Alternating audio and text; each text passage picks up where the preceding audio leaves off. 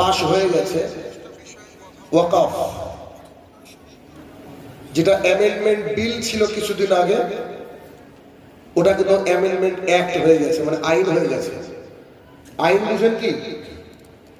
Helmet না পরে গেলে পুলিশ রাস্তায় ধরে আপনাকে 1000 টাকা ফাইন করতে পারে, এর নাম হচ্ছে আইন। আইন মানে আপনি আর আমি মানতে বাধ্য। তো ওয়াকফ সম্পর্কে সামান্য একটু দিক নির্দেশনা দিব আমাদের এই অন্ধ জাতিকে, কেননা আমাদের সবারই পিঠের উপরে আবেগের বস্তা। আমরা আবেগ খুব ভালো বুঝি, কিন্তু পৃথিবীতে বসবাসকালে যে আমাদের দায়িত্ব কর্তব্যবোধ, তা থেকে আমরা অনেক দূরে থাকি। এই জন্য একেবারে সংক্ষিপ্ত সময়ে আপনার চোখ এবং মস্তিষ্ক যাতে খুলে যায়, তার জন্য কিছু কথা ইন শর্ট। এক, ওয়াকফ কি? ওয়াকফ মানে দান। আমাদের বাপদাদারা যারা আল্লাহওয়ালা ছিলেন, মারা যাওয়ার আগে কিছু সম্পদকে আল্লাহ সুবহানাহু ওয়া তাআলার রাস্তায় দান করে দিতেন।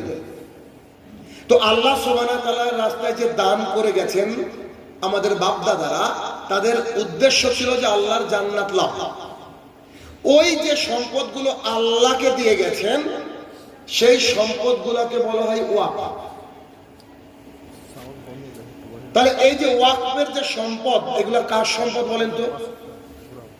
বলেন, আল্লাহ সুবহানাহু ওয়া তাআলা। কিন্তু তিনি তো আর দেখভাল করবেন না। এইগুলাকে দেখার জন্য ইমানদার মুসলমানরা যারা দায়িত্ব গ্রহণ করেছে, তাদের নাম হচ্ছে ওয়াকফ বোর্ড।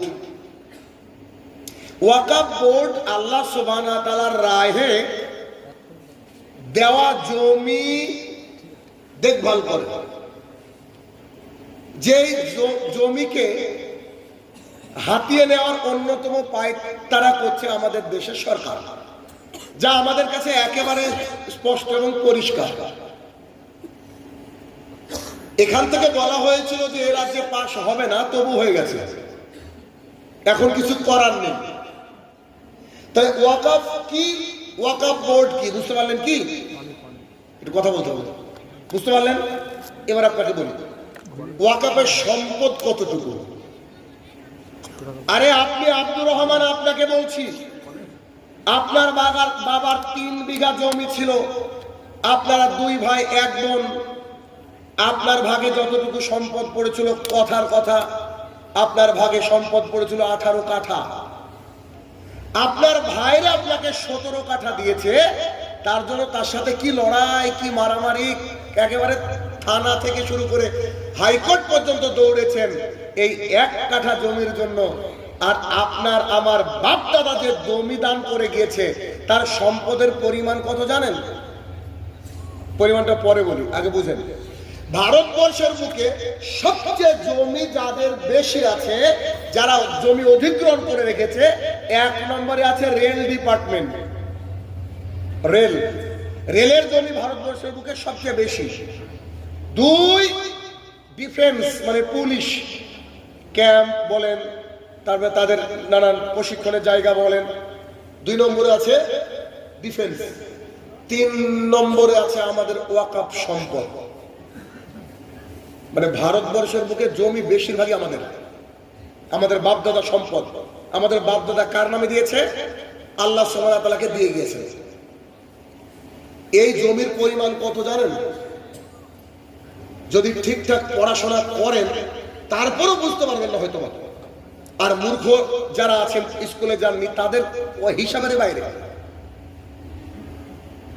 যে ট্রেনের চাকায় পাম লাগে না, এরকম হয়ে যাবে তাদের কাছে। এই আমাদের বাপদাদা যে সম্পদ দিয়ে গেছে, যাকে ওয়াকফ সম্পদ বলছি আমরা, এই সম্পদের পরিমাণ মাত্র 900 কোটি একর। আপনি বুঝতে পারছেন? আমি বললাম তো বুঝতে পারবেন না। মানে ভারতবর্ষে প্রথমে কার জমি? রেল, তারপর ডিফেন্স, তারপরে সবচেয়ে বেশি জমি আমাদের। সবচেয়ে বেশি জমি মানে ভারতবর্ষকে 3 ভাগ করলে 1 ভাগ আমাদের। বুঝতে পেরেছেন? এই এত জমি আমাদের ওয়াকফ। আচ্ছা, এই ওয়াকফ যারা দেখাশোনা করে তাদেরকে বললাম ওয়াকফ বোর্ড এর সদস্য। প্রতি বছর এই ওয়াকফ থেকে আমাদের অ্যাকাউন্টে টাকা আসার কথা হচ্ছে 12,000 কোটি টাকা ইনকাম হওয়ার কথা। কত টাকা?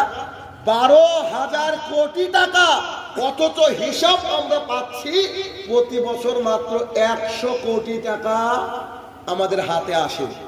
12,000 কোটি আর মাত্র 100 কোটি। তবে এতগুলো টাকার ঘোটালা কোনো হিন্দু করেনি, ওগুলা যারা আমাদের ওয়াকফ বোর্ডের দায়িত্ব আছে তারা করেছে।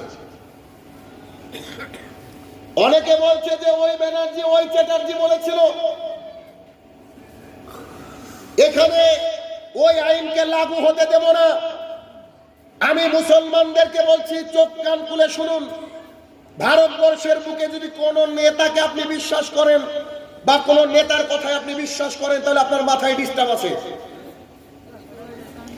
ভারতবর্ষের বুকে যদি কোন নেতা আপনাকে কোনো কথা বলে, ও হোক মুসলমান কিংবা বিধর্মী কোন নেতা, আর তার কথা যদি আপনি বিশ্বাস করে বসে থাকেন তাহলে বুঝবো যে আপনার মাথায় ডিস্টার্ব আছে। তারা তাদের নিজের নেতৃত্বকে জাহির করার লক্ষ্যে, নিজের আখের গুছানোর লক্ষ্যে দিন রাত যে কথা বলে সব মিথ্যা কথা বলে। তারা যে ধোঁকা দিবেই তাই তো তারা নেতা। আর আপনি তাকে বিশ্বাস করে বলছেন যে আমাদের রাজ্যে ওয়াকফ আইন পাস হবে না, যে নাকে সরষের তেল দিয়ে ঘুমাচ্ছেন আপনি, পাস হয়ে গেছে। তার মানে যেখানে বসে শাহিনুর রহমান আজকে বক্তৃতা দিচ্ছে, এই জায়গা জমি আপনি ইন্টারনেটে কালকে একটু সার্চ দিয়ে দেখবেন। ইন্টারনেটে যখন নাম ছিল এই আপনার এই মৌজা বা আপনার এলাকার নাম হয়তো ছিল যে কালিয়াচক, এখন দেখবেন এটার নাম ওই জায়গায় দেখছেন কালেক্টর। মানে এই জমিটা কার? সরকারের। সরকার এসে সামনে বছর বলবো যে এখানে আমরা মাহফিল হতে দেবো না, এখানে একটা ফ্যাক্টরি তৈরি করবো। আপনার আমার কিছু বলার থাকবে না। কেন বলেন তো? দলিল যার জমি তার। তবে একটা কথা বলি, সেটা কি? ভারতবর্ষের বুকে 1930 সালে একটা আইন লাগু হয়েছিল, যে আইনটা ছিল নমক আইন। ইংরেজরা বলেছিল যে আমাদের কাছ থেকে লবণ খেতে হবে। তৎকালীন সময় আমাদের লিডার, আমাদের অন্যতম নেতা ভারতবর্ষের মিস্টার গান্ধীজি, তিনি মানুষকে নিয়ে বলেছিলেন 1930 সালে এই আইনকে আমরা মানি না। আইন পাশ হয়ে যাওয়ার পরেও গান্ধীজি লড়াই করে সুপ্রিম কোর্ট থেকে বের করে নিয়েছিল এবং তিনি সেই সময় বলেছিলেন যে কোনো আইন যদি মানবতা বিরোধী হয় সেই আইনকে আমরা মানি না। কে শিখিয়েছিলেন? মিস্টার গান্ধীজি। মুসলমান যদি সবাই চায় এই আইনকে আমরা মানি না, এখনো এই আইনকে উল্টে দেওয়ার মতো ক্ষমতা মুসলমানের আছে। কিন্তু মুসলমানদের ক্ষমতা আছে কথা সত্য, কিন্তু মুসলমানরা কি ক্ষমতা দেখাবে? কারণ ও আহলে হাদিস, ও হানাফি, ও শাফি, ও খারেজি, ও মুতাজিলা, ও শর্ষিনা, ও ফুলতলি, ও আটরশি, তাদের ভগবান 33 কোটি, তারা সবাই একসাথে চলে। কেউ বলে না আমি দুর্গা ভক্ত, কালীর প্যান্ডেলে যাব না, আর আমাদের আল্লাহ তাআলা এক, আমরা 73 দলে বিভক্ত। নেন কি করবেন আপনি? মুসলমানদেরকে এক জায়গায় আনতে পারবেন না আপনি? এক জায়গায় হলে তো গান্ধীজির আদর্শ মেনে 1930 সালের মতন আন্দোলন করে এই আইনকে উল্টানোর ক্ষমতা থাকতো, কিন্তু কিছু করার নেই। অতএব কে কি করলো দেখে লাভ নেই। এখন আপনারা কি করবেন আপনাদেরকে বলি। এখন হচ্ছে আপনার মসজিদ যেটা রয়েছে, মাদ্রাসা যেটা রয়েছে, গোরস্থান যেটা রয়েছে, সেগুলোর নামে আজকে রাত পোহালেই আপনাকে কালকে কোর্টে চলে যেতে হবে। ভালো একটা উকিল ধরতে হবে, উকিলের কাছে খুলে বলতে হবে একটা ট্রাস্ট বানাবেন, ট্রাস্ট। সেই ট্রাস্টের নামে আপনার মসজিদের জমি, আপনার গোরস্থানের জমি, আপনার মাদ্রাসার জমিকে রেজিস্ট্রি করে নেবেন। আমি আমার কথা বলছি, আমরা যতগুলা জমি মসজিদ করেছি, গোরস্থানের করেছি, সব আলহামদুলিল্লাহ আমি ট্রাস্টে রেজিস্টার করে রেখে দিয়েছি। সরকার কেন? ওর 14 সরকার আসলে আমাদেরকে এদিক ওদিক করতে পারবে না। কিন্তু মুসলমানরা তো শিক্ষিত না, এদের তো খালি বিরিয়ানির দোকান দরকার। কালিয়াচকে শুধু বিরিয়ানি আছে নাকি? তা আমরা তো খেতে আর পায়খানা করতে খেয়েছি। এই হচ্ছে জাতি আমরা।